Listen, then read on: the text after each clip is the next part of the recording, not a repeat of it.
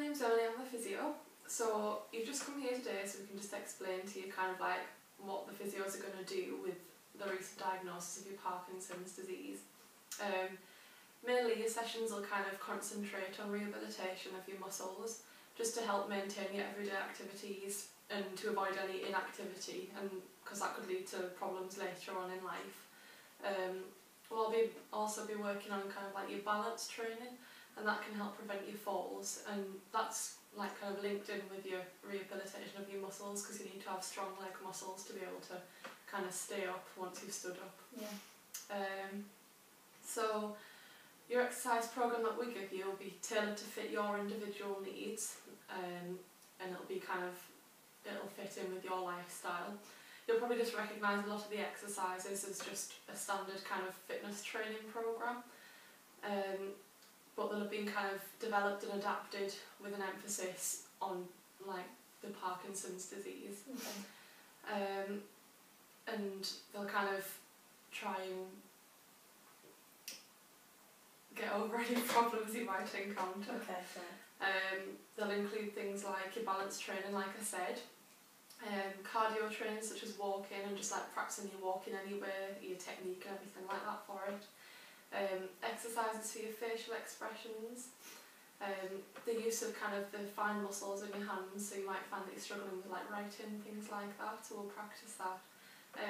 And a few relaxation techniques, because you'll probably find that you're going to be kind of anxious, tense since you've been diagnosed, okay?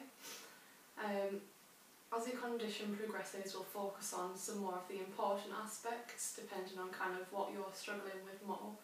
So falls prevention is normally quite important as you progress in your condition.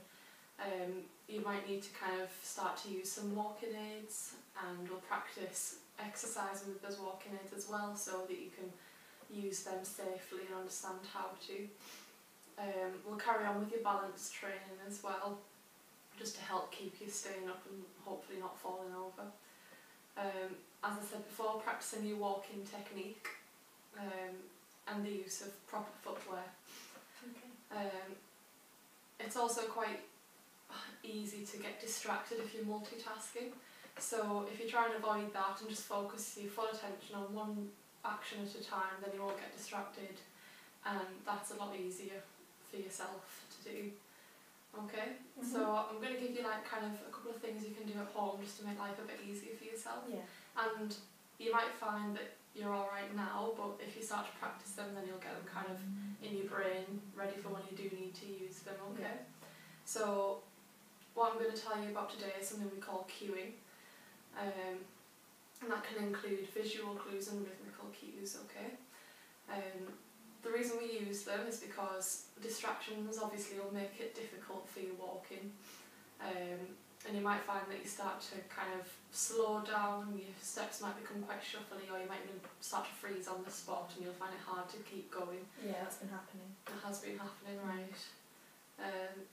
It can be quite common through actions like turning around, moving in tight spaces, walking through doorways, things like that, or just like in a crowded environment if there's loads of people there, so like when you're going shopping, things like that. So the cueing just helps you kind of like focus your attention on walking. It just helps you focus your attention on walking so that it's easier for you to keep your feet moving. Okay. And they allow you to kind of use parts of your brain that haven't been affected by your Parkinson's. Okay. So a visual cue is obviously something you can see. Yeah. Just like a line that you can step over or put your foot on. So something we can do at home is kind of put tape, like especially along kind of the doorways. So it's something you can either step over or step on. If you don't want to do that, we can use things like patterns on your carpet, tiles on the kitchen floor, things like that. Yeah. You can also use when you're going outside, like like the cracks in the pavement. You can just use those to step over. Or if you're finding it quite hard to like kind of strike a heel down, and putting your heel on those lines, that just makes it a bit easier for you. And they're useful to keep your steps continuous, and then your step length regular as well. rhythmical cues. Are you a musical person? Yeah. Yeah, so you'll probably find that you benefit from rhythmical cues. It's just kind of like a steady beat that you can listen to, or kind of like a pulse that you can put on the inside of your arm. Or for example using a metronome or a song with a steady beat. That just kind of, again, it's got like a, just to help you kind of keep going and step to that beat. We tend to start you off with a slower pace at first, just to kind of get you used to it, and as you get more confident we can speed that up. Yeah. Other things you can kind of focus on is just trying to make everything that bit easier for yourself. So if you're shopping and you see a busy crowd coming towards you, you just kind of step to one side instead of trying to tackle your way through them, okay?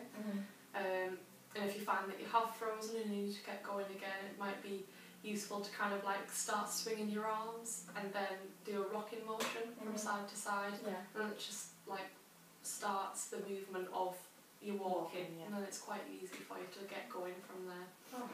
Okay, so thank you. That's kind of like a brief overview of what we're going to be doing. Obviously we'll help you with your cues, which one you find easier. No, it all sounds very good. Okay, so is that all alright? Have you got any other questions? No, that's fine. You've been absolutely brilliant. Oh, well, that's good. Thank you very much. Okay, thank you. You take care. Thank you, I will. Okay, bye. Bye.